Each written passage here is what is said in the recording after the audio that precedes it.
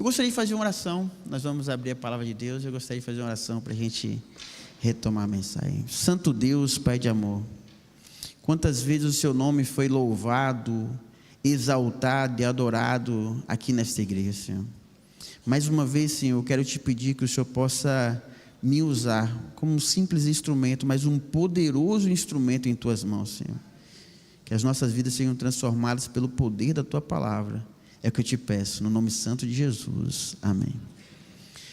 A mensagem de hoje é um homem segundo o coração de Deus. Tenho certeza que vocês já estão imaginando, e acho que muitas pessoas vão se identificar com um dos personagens mais maravilhosos da Bíblia, que é o jovem Davi, o homem Davi, o rei Davi. Mas antes de contar a história de Davi, eu quero contar uma outra história para vocês aqui. Não sei se vocês sabem, nos esportes americanos nós temos o draft. O draft é a porta de entrada dos esportes americanos. Lá, não à toa que é um país muito desenvolvido, eles têm uma relação muito clara entre o esporte e a educação. Então, antes que a pessoa comece a praticar um determinado esporte, ela tem que passar pelo ensino médio, high school, e depois pela faculdade, e dentro das suas faculdades, ele é eleito para o draft. Então, de maneira muito simples, para que a gente possa entender, é basicamente o seguinte: o time que ficou em último lugar do ano anterior, ele tem a escolha de número 1.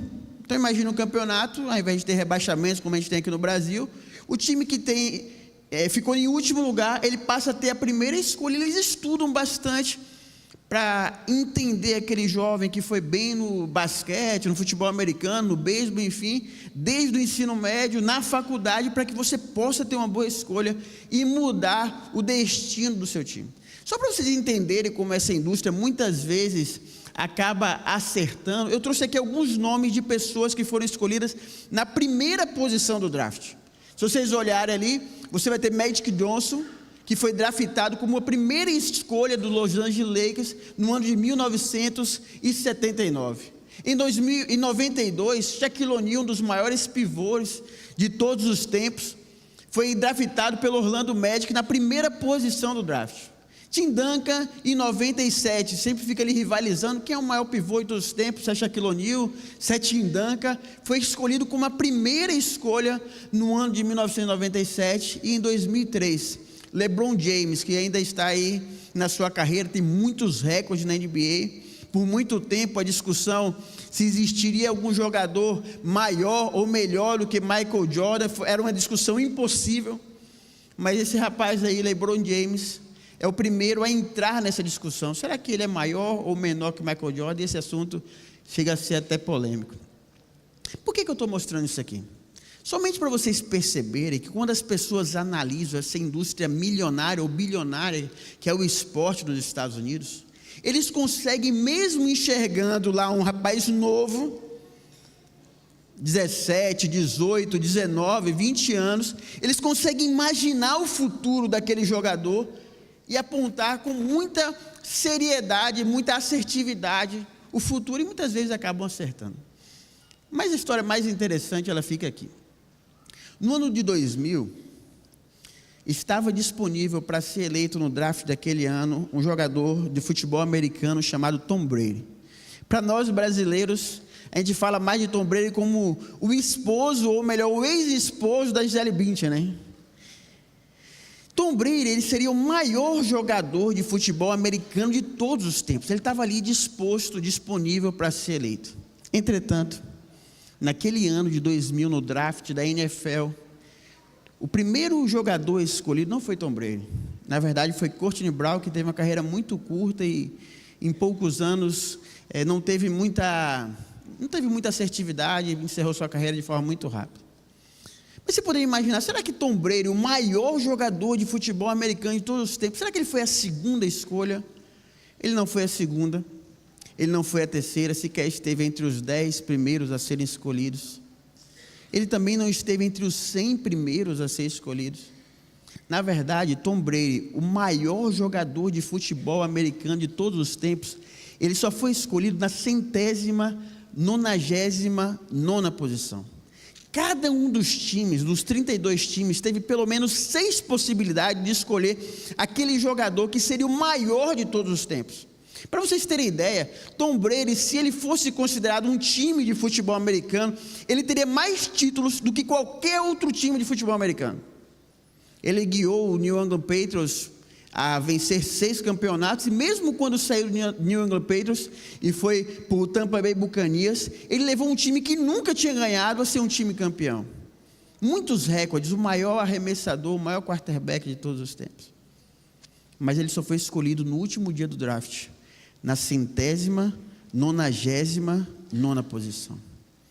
E o técnico Bernardinho do vôlei, comentando essa cena, esse erro tão grave de prognóstico, ele se diz um especialista em Tom Brady. Por que uma indústria tão bilionária deixou passar um jogador tão talentoso, tão eficaz como Tom Brady?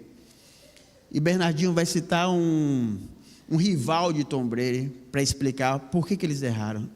Ele diz assim: mediram Tom Brady de fora para dentro, o quanto ele era rápido, mas ele não era rápido, o quanto ele era forte, mas ele não era forte, nem tão preciso. Esqueceram de medir de dentro para fora qual era o tamanho do seu coração e o quanto ele estaria disposto a dar pelo seu time, e ninguém estaria disposto a dar e se preparar mais para atingir o seu objetivo do que quem? Tom Brady.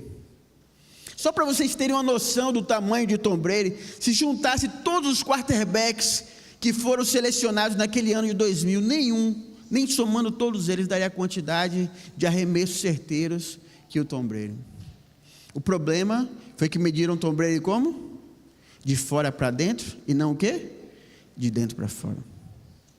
Mediram Tom Brady de fora para dentro e não de dentro para fora. Parece o texto que está lá em 1 Samuel, no capítulo 16. Eu gostaria que vocês acompanhassem comigo. Samuel 16, a partir do versículo 6. Aqui começa a história daquele garoto maravilhoso chamado Davi. O profeta Samuel estava ali, e ele foi com a incumbência até a casa de Jessé de escolher aquele que seria o futuro rei de Israel.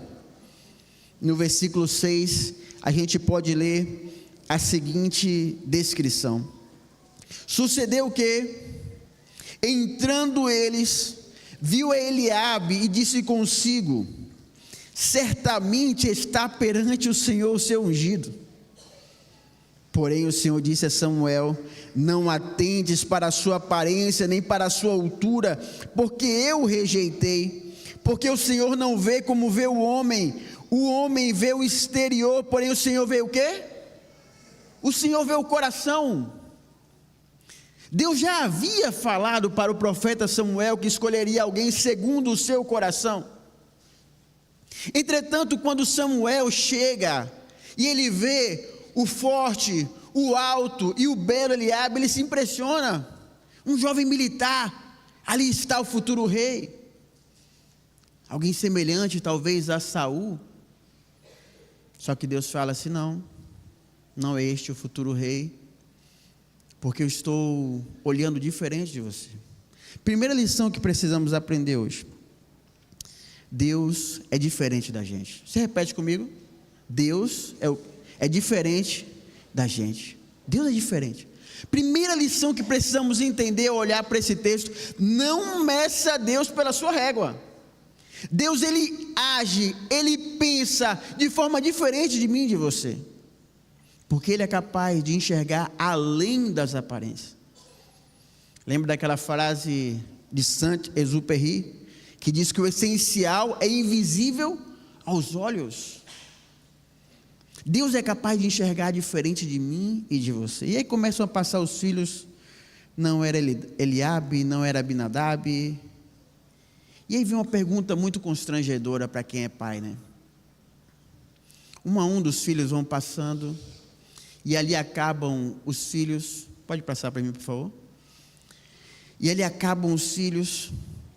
E então Samuel, intrigado com a situação, porque Deus havia falado para ele que daquela casa sairia o futuro rei de Israel, Samuel faz então uma constrangedora pergunta a Jessé: acabaram-se os teus filhos? Seriam esses todos os seus filhos? Não tem mais nenhum filho? Porque Deus havia rejeitado cada um dos irmãos anteriores. Mas você consegue imaginar que nem mesmo o pai de Davi, ao perceber que ali seria escolhido o futuro rei: apresente-me os teus filhos, que dali seria escolhido o futuro rei. Nem mesmo o pai de Davi, Jessé, considerou Davi apto a ser o futuro rei. Então Jessé, certamente com algum nível de constrangimento, tem que responder: ainda não, ainda falta o mais moço que está apacentando as ovelhas. Então Samuel responde a Jessé: manda chamá-lo, pois nós não nos assentaremos à mesa até que ele venha. Segunda lição importante para entendermos: enquanto o ser humano esquece, Deus, ele o quê? Deus se lembra. Ellen White é muito enfática ao dizer que enquanto você está fazendo as suas atividades rotineiras, atividades simples do dia a dia, Deus está observando você. E para mim é confortador perceber, imaginar e entender que às vezes estamos sentados em um banco de igreja, no nosso trabalho, e às vezes a gente olha para o lado e parece que simplesmente as coisas boas acontecem com outras pessoas, e parece que nunca chega a sua vez. Tente imaginar Tom Brady, um sendo escolhido, o outro 10, 50, 100, 150, todos estão sendo escolhidos e parece que aquela ansiedade vai tomando conta do coração. Será que nunca vai chegar a minha vez? Eu quero te lembrar que enquanto o ser humano se esquece, Deus, ele o quê? Deus lembra. Ele sabe quem você é. Ele está pronto, ele está preparado a tornar o simples pastor de ovelha, a você que faz a mais simples atividade, mas a faz com diligência, atenção e esmero, no futuro rei de Israel. Deus, ele quer e ele sente prazer em derramar e trazer vitórias para cada um de nós. Davi entra naquela cena sem entender exatamente o que estava acontecendo, mas assim que Davi entra em cena, Deus sopra no ouvido de Samuel dizendo: é este. E então Davi toma o chifre do azeite e unge no meio dos seus irmãos, e daquele dia em diante, preste atenção no que a Bíblia vai falar: o Espírito do Senhor se apossou de Davi. Naquele momento o Espírito de Deus toma conta de Davi. Aquele momento era o homem que Davi estava sendo separado para ser o futuro rei de Israel. Mas olha que interessante, Deus já havia falado essa característica de forma muito forte. Antes mesmo de Samuel conhecer Davi, Deus havia falado: eu tenho buscado o Senhor para si um homem segundo o meu coração. No versículo que acabamos de ler, Deus reforça que escolheria alguém, porque Ele olha não apenas para a aparência, mas Ele olha para o coração. E depois que a gente roda toda a Bíblia, toda a história de Davi, lá no Novo Testamento, é reforçado a ideia: encontrei Davi, filho de Jessé, homem segundo o meu coração, ele fará toda a minha vontade. Vocês não ficam curiosos para saber o que tinha no coração de Davi? Que coração é esse? O que tinha no coração de Davi para ser apontado como alguém segundo o coração de Deus? Você não queria ter o coração como o de Davi? É impressionante a história de Davi, porque Davi, ele é o personagem bíblico mais citado na Bíblia, perdendo apenas para Jesus. E olha, veja, mesmo quando você compara Jesus a Davi, é como se Davi ficasse ali próximo a Jesus. Não estou, obviamente, ninguém vai sair falando que, pelo amor de Deus, pastor escandalizou a gente, falou que Davi era maior que Jesus. Não, mas o próprio Jesus se intitula como sendo filho de Davi. Há pelo menos 1000 citações ao nome de Davi na Bíblia. É como se Deus estivesse falando assim: olhe para a história de Davi. E de todos os personagens que temos na Bíblia, parece que Davi, ele bem que encarna mesmo a natureza humana, com suas lutas e vitórias, mas também com suas derrotas. É muito fácil você se enxergar na vida de Davi. Mas a pergunta que fica: o que tinha no coração de Davi que tornava esse coração tão especial? Eu vou deixar a Bíblia responder a essa citação.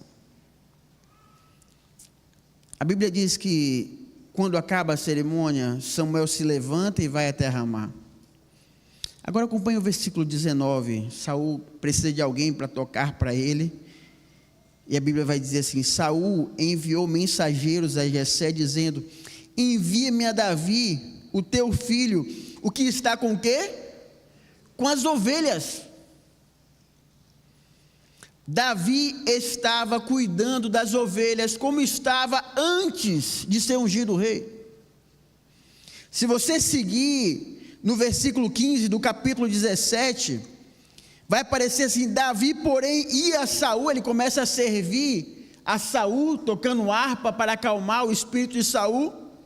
Davi, porém, ia a Saul e voltava para quê? Versículo 15 do capítulo 17: para apacentar as ovelhas do seu pai.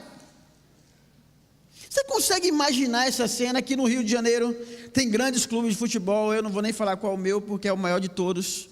Então, para evitar polêmica aqui. Mas você imagina aquele garotinho da base que daqui a pouco ele recebe um contrato milionário. É normal que esse garoto mude sua atitude, sim ou não? Aceitável. Muitos deles não sabem o que fazer com tanto dinheiro. Moravam numa casinha simples, daqui a pouco é o carro, a casa, pessoas, mulheres. Mas Davi não. Davi, ele continuou fazendo o mesmo trabalho que fazia, o trabalho mais simples de todos: cuidar das ovelhas. Se eu pudesse dizer a primeira característica do coração de Davi, eu diria: Davi era um servo. Vai, Davi, cuidar das ovelhas? Vou cuidar das ovelhas. Vai, Davi, tocar para o rei? Eu vou tocar para o rei. Vai, Davi, levar comida para os seus irmãos? Ele vai levar comida para os irmãos. E no tempo livre, volta Davi para cuidar das ovelhas? Ele vai cuidar das ovelhas.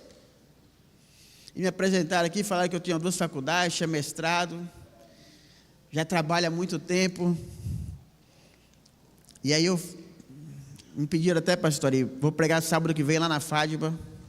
Me pediram para uma frase de efeito, e eu pensei bastante, refleti, depois de estudar bastante, e eu criei essa frase é minha, tá, gente? Ninguém copia, tá? Quem serve, serve. Até meu filho dá risada da minha frase, mas já entendeu isso. Quem serve, serve. Diante de Deus é assim. E quem não serve, não serve. Apresentamos hoje Samuel e Elaine. Sempre foi assim. Elaine era uma destacada monitora lá no residencial feminino na Bahia. Vamos lá para o Rio de Janeiro para fazer residência. Vamos lá. Samuel de Rondônia, Elaine do sul da Bahia, Itabuna. Vamos largar tudo para servir a Deus no Hospital Adventista Silvestre lá no Rio de Janeiro. E aqui estão eles. E vocês se tornam família para eles. Servir a Deus. Primeira característica de um líder cristão, ou de qualquer cristão: quem serve, serve. Tem pessoas que sempre ficam buscando desculpas por aí. Davi não. Davi era alguém sempre disposto a servir. Próxima característica.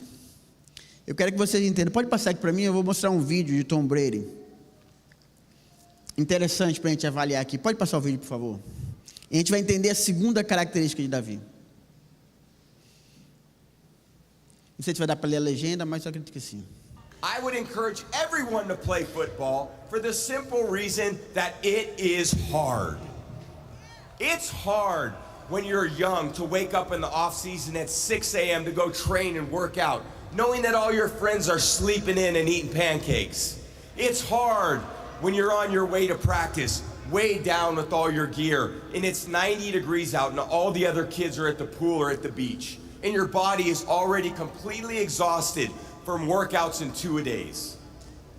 It's hard to throw, catch, block, and tackle, and hit kids when they're way bigger and way more developed than you, only to go home that night bruised and battered and strained, but knowing you have to show up again the next day for just the chance to try again. But understand this, life is hard. A vida é difícil. No matter who you are, there are bumps and hits and bruises along the way. And my advice is to prepare yourself, because football lessons teach us that success and achievement come from overcoming adversity, and that team accomplishment far exceeds anyone's individual goals.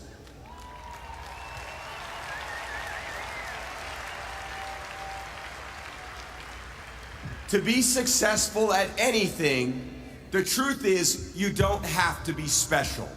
You just have to be what most people aren't. Consistent, determined, and willing to work for it. No shortcuts. If you look at all my teammates here tonight, it would be impossible to find better examples of men who embody that work ethic, integrity, purpose, determination, and discipline that it takes to be a champion in life. Eu acho muito interessante essa fala do Tom Brady. Eu incentivaria vocês a praticar o futebol americano por um simples motivo, mas um grande motivo, porque é difícil. E na frente ele fala assim: a vida é dura. E a vida foi dura com Davi. Se você pensar um pouquinho na história de Davi, você vai perceber que um dia Davi estava apacentando as ovelhas do seu pai e apareceu um leão. Gente, vamos lá, igreja de Botafogo aqui. O que você está apacentando as ovelhas? Que serve para te dar alimento. O pessoal comia as ovelhas também, né? Você tirava o pelo das ovelhas, a pele das ovelhas e tal. Vem um leão. O que a gente faz quando vem um leão, gente? Faz o quê? Perna para que te quero, vamos correr, né? Correr no mínimo mais rápido que as ovelhas. Mas Davi não. Quando Davi viu o leão, vai pegar as ovelhas, ele partiu para cima do leão, pegou pela cabeça do leão, na barba do leão e matou o leão. No outro dia, alguns dias depois, veio o urso. O que você faz quando veio o urso? Ninguém ia reclamar de Davi porque veio o urso, gente, o leão. Davi partiu para cima do urso, pegou o urso e matou o urso. A vida vai apresentar desafios para vocês. E Davi enfrentou os seus desafios. Mas toda vez que a vida te apresentar um desafio, agradeça a Deus, porque esse desafio vai preparar você para o próximo desafio. Foi a força que Davi teve, a sensação de vitória, a sensação do poder de Deus que ele teve ao derrotar o leão e o urso, que o capacitou a enfrentar o gigante Golias. O mesmo Deus que me deu vitória sobre o leão e o urso, Ele também vai me dar vitória sobre Golias. E foi enfrentar Golias que o deu vitória, força, a sensação que daria certo ao enfrentar Saul e tantos outros reis que ele enfrentou ao longo da sua vida. Eu sou diretor de uma faculdade, mas eu tenho lidado no internato há muitos anos. E querido jovem, mas também querido pai, chega da gente tentar criar uma geração molenga, porque foram os desafios que você enfrentou na sua infância, adolescência e juventude que te prepararam para você ser quem você é. Até mesmo as rosas têm seus espinhos. Então não tenhamos medo dos desafios, porque os desafios são a forma de você aprender a crescer e a superar. E foi pensando assim que eu criei minha segunda frase, tão eloquente quanto a primeira. Trabalhar dá trabalho. O pessoal quer trabalhar e não ter trabalho, gente. Ah, não, está pesado demais, está difícil demais. Eu poderia contar várias histórias de pessoas que às vezes vão para o internato e desistem porque é difícil demais. Hoje eu me emocionei de manhã. Ontem começou a semana de oração lá na FAD Minas. Eu apresentei o pastor, surgiu uma viagem que não estava nos planos. E eu peguei um ônibus essa noite para vir até aqui. Tem um voo já para seguir para uma viagem no Nordeste, de conhecimento de algumas escolas lá. Mas quando eu cheguei na rodoviária hoje, pastor, a rodoviária do Rio de Janeiro, eu me lembrei que com 14 anos eu estava chegando nessa rodoviária. Estava vindo comportar em Campo Grande. Saí lá do Nordeste, lá da Bahia, um garotinho, até hoje não cresceu muito. Agora imagina eu com 14 anos. Quase um dia e meio de viagem, chegando na rodoviária do Rio de Janeiro, eu tive um déjà vu dessa viagem hoje. E quando eu cheguei na campanha, liderado pelo pastor Heber Nunes, que era um amigo, eu gostava de jogar futebol, ele era um craque de futebol, ele me convenceu aí, foi maravilhoso, das experiências mais marcantes da minha vida. O pastor Heber Nunes me deu o livro O Comportor Evangelista, e na contracapa do livro, ele escreveu assim: querido Guto, o mundo só respeita os fortes, ou você luta, ou você morre. Caramba, para um jovem de 14 anos, adolescente. O mundo só respeita os fortes, ou você luta, ou você morre. Lute, querido, porque você merece vencer, assim. Davi foi enfrentando vários desafios ao longo da sua vida. E quando Deus te colocar um desafio, agradeça a Ele, porque é uma oportunidade para você vencer. Segunda característica de Davi é que ele enfrentou o desafio. Eu vou passar algumas mais rapidamente, tem muita coisa legal para falar sobre Davi. Davi sabia com quem lutar e com quem não lutar. Lembra, o irmão dele chega ali e começa a falar um monte de baboseira para ele, ele dá as costas para o irmão e segue à frente. Só para você lembrar que às vezes você está lutando com a pessoa errada. Não perca tempo lutando com a pessoa errada. Às vezes as brigas acontecem dentro da própria igreja. Seu inimigo não está aqui dentro da igreja, seu inimigo está lá fora da igreja. Não perca tempo lutando contra a pessoa errada. Davi tinha zelo pela imagem de Deus. Quem se circuncisa o filisteu para falar assim do meu Deus? Eu vou lá e vou derrotar esse filisteu. Davi sabia com quem lutar. Davi sabia o que ele deveria se lembrar. Quando Saul olha para Davi e se sente meio que irresponsável, como é que eu vou botar essa criança para lutar contra o gigante Golias? Davi fala: não, rei, calma aí, deixa eu contar duas histórias para você. Eu estava um dia apacentando as ovelhas, daqui a pouco veio o leão, joguei contra o leão, peguei o leão, matei o leão, depois veio o urso, eu peguei o urso, matei o urso, e o mesmo Deus que me deu força para vencer o leão e o urso vai dar força para vencer Golias também. Quando você estiver enfrentando grandes desafios na sua vida, lembre que você já teve vitórias em outros desafios. Está enfrentando um problema na sua família, lembra que em outros momentos já esteve difícil para você também. Outro dia desse a gente via enchente lá no Rio Grande do Sul, né? E é tão bonito ver pessoas, instituições, cidades recomeçando.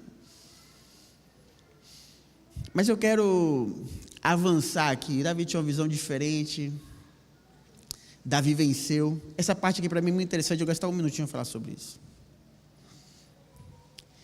Olha que interessante. Quando Davi está lutando contra o gigante, quando ele sai para lutar, a Bíblia conta que Saul pergunta a Abner, seu general: quem é esse rapaz aí? E Abner fala assim: não sei, juro pela minha alma que não sei quem ele é. De quem ele é filho? Não sei. Ninguém sabia quem era Davi. Quando Davi está voltando com a cabeça do gigante em suas mãos, o próprio rei se apresenta a Davi, está escrito na Bíblia lá em 1 Samuel 17, 55 a 58, pergunta: de quem você é filho? Ele fala: filho de Jessé, seu servo belamita e tal. Uma segunda notícia triste, mas muito verdadeira para vocês. E é isso que às vezes a gente fala no internato, né? Ninguém se importa para você até que você vença. Não estou falando diante de Deus não, tá, gente? Ninguém se importa com você até que você vença. Ninguém sabe direito quem você é. Então nós precisamos ter essa garra, essa energia, a busca do poder de Deus, para que a gente enfrente as lutas da vida com a certeza de que vamos vencer, e não parar até vencer. Aprender a não desistir, de continuar seguindo em frente, por mais difícil que as coisas pareçam. É triste, mas é verdade. E aqui eu sei que tem médicos, advogados, pessoas bem-sucedidas na vida, ou pessoas que encontraram vitórias em outros âmbitos da sua vida, mas cada um sabe a sua história, quanto foi difícil chegar até aqui. Eu queria avançar dizendo o seguinte, aqui eu vou praticamente encerrando. O pastor colocou a ideia do autêntico aqui no devocional. Poxa, um nome. Vou chamar a atenção de vocês só para isso aqui, olha que interessante. Em quanto tempo outras aplicações chegaram à marca de 1 milhão? Netflix demorou 3,5 anos para ter 1 milhão de usuários, o Instagram 2,5 meses, e o ChatGPT, inteligência artificial, demorou apenas 5 dias para alcançar 1 milhão de usuários. Lançou e em 5 dias tinha 1 milhão. O ChatGPT também, quando a gente pensa chegar em 100 milhões de usuários, aí a gente está falando em meses. Enquanto mesmo o Google Tradutor demorou 78 meses, o ChatGPT em apenas 2 meses tinha 100 milhões de usuários. Na minha geração não era ChatGPT não, tá? Mas eu lembro muito bem quando chegou o Google, e eu tinha um trabalho de história para fazer lá na FADBA.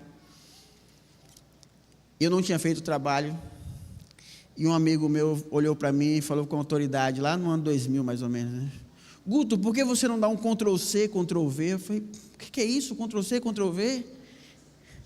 Vamos no laboratório que eu vou te ensinar. Fomos para o laboratório de informática. Qual é o tema da pesquisa? História, nem lembro o que era, medieval, alguma coisa, botei lá. E aí, pá, a pesquisa apareceu, ele Ctrl+C, puxou para o Word, Ctrl+V, o trabalho estava pronto, 10 páginas de trabalho, um trabalho sensacional. Eu falei, nossa, que negócio bom, rapaz. Negócio maravilhoso e tal. Fui com cheio de autoridade para entregar o trabalho para minha professora, a professora Viltécia. Entreguei um trabalho muito bem feito. E ela olhou e começou a folhear vagarosamente as páginas, olhando.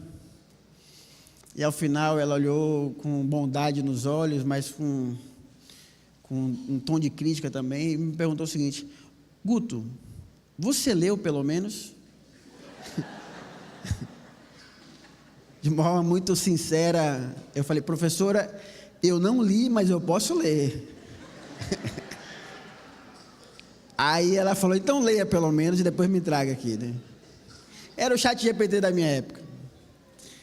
No meio dessa revolução da inteligência artificial, a palavra autêntico foi eleita a palavra do ano de 2023. Sabe por quê? Porque as pessoas pegavam fotos bonitas demais, vídeos bem feitos demais, textos bem escritos demais, e perguntavam, será que isso aqui é autêntico de verdade ou não? Será que isso aqui foi o homem que escreveu, ou foi simplesmente a máquina que escreveu? Sabe por quê? O ser humano, quando ele vai andando, ele vai deixando seus rastros de erros, de problemas, de dificuldades. E quando você vê algum quadro, um cenário perfeito demais, você já pode ter certeza que ali talvez não seja simplesmente o ser humano. Por isso as pessoas começaram a pesquisar, né? Será que isso é autêntico? Será que não é autêntico? Ainda admiramos coisas autênticas. Então, se eu parasse a história de Davi por aqui, falando que ele venceu, ele foi ungido, era um servo, venceu desafios, venceu o seu irmão, venceu Saul, venceu Golias, um grande rei, parece que chega a ser sobre-humano. A gente olha e fala assim, poxa, eu nunca vou ser que nem Davi. O cara venceu um leão, um gigante, como é que eu vou ser que nem Davi? Mas a grande verdade é que no meio da história de tantas vitórias do servo Davi, aparece uma história que a Bíblia não faz questão de esconder. Davi comete um dos maiores crimes da Bíblia. O rei Davi que podia ter quem ele quisesse. Ele traz seu amigo e fiel companheiro, se deita com a mulher do seu amigo, ela engravida. Ele, para tentar esconder, bola um plano para tentar esconder o seu pecado, o seu erro. E depois, não conseguindo executar bem o seu plano, vocês conhecem bem a história, ele prefere matar Urias, o seu servo. Como pode esse ser um homem segundo o coração de Deus? Adúltero, assassino. Como o Novo Testamento vai dizer que Davi era um homem segundo o coração de Deus, tendo ele cometido não só esse erro, mas erros tão graves ao longo da sua vida? E aqui, para mim é o que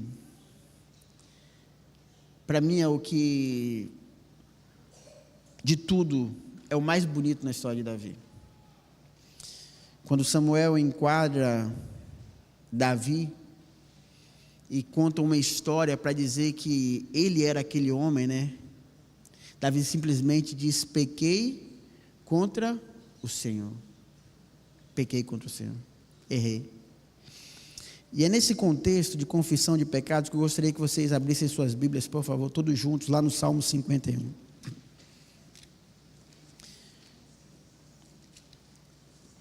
Davi envergonhado, se sentindo arruinado pelo seu pecado, se sentindo que caiu.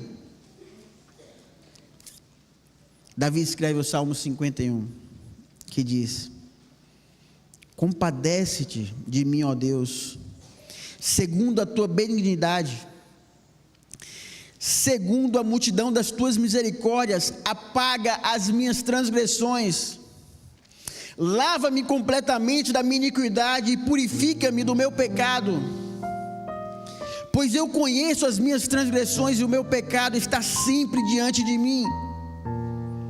Pequei contra ti somente fiz o que é mal perante os teus olhos, de maneira que serás tido por justo no teu falar e puro no teu julgar.